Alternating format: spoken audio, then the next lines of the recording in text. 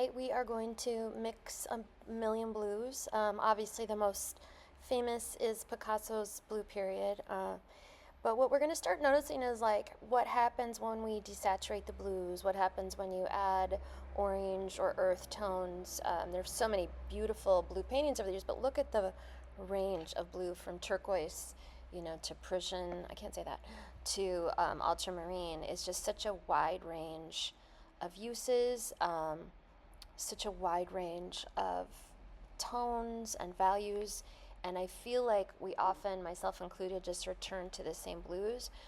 So I'm going to pull out everything I have, and if you are working on a series, like if you're Stacy and working on plants, maybe tonight is the night you do an all blue plant painting, and or if you're doing figures or whatever, we're going to think about all the different ways to insert blues into our palette. Let's just look at a few people who use blues amazingly. Hiroshige, these are, leaning into those more desaturated turquoises and lightened turquoises, except for, sometimes he adds these brilliant blues for water. But in general, they're slightly desaturated, kind of like vintage, what we think of as vintage, and his nocturnes are amazing. Maybe you want to do a, plant at night. Maybe you want to do a blue interior, if that fits in what you're working on.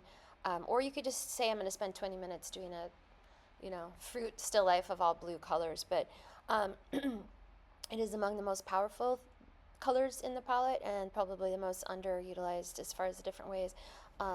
Constable, obviously, let's look at this, the clouds. Maybe you want to do cloud studies. I also have this amazing vintage book about the sea that I thought people could use that for reference. And just spend the night trying to mix the exact perfect ocean color and the exact perfect sky color and figure out, we could talk about how to do that. I mean, there's such variety. Look at this, the greenness of this, the greens and the warmth in there. Some of these cool paintings are so cool. Like the blues are just cool, the grays are cool, and then we have these like super warm, and talk about, of course, Monet just experimented endlessly. Like if you even look at his, I can't remember what the river series was called, where, not this one, but where it's all trees. I mean, every one of those paintings has a separate thing, a separate blue theme. And water lilies, it depends on the time of day, the quality of the sunlight. Richard Gibbercorn, who's known for these very blocked, he does these blocks of color and blocks of both abstract and figurative painting. But look at the way he mixes the blues. It's pretty nonsensical. I would struggle to mix like so many warm blues with cool blues in the way that he does, and he makes it feel very seamless.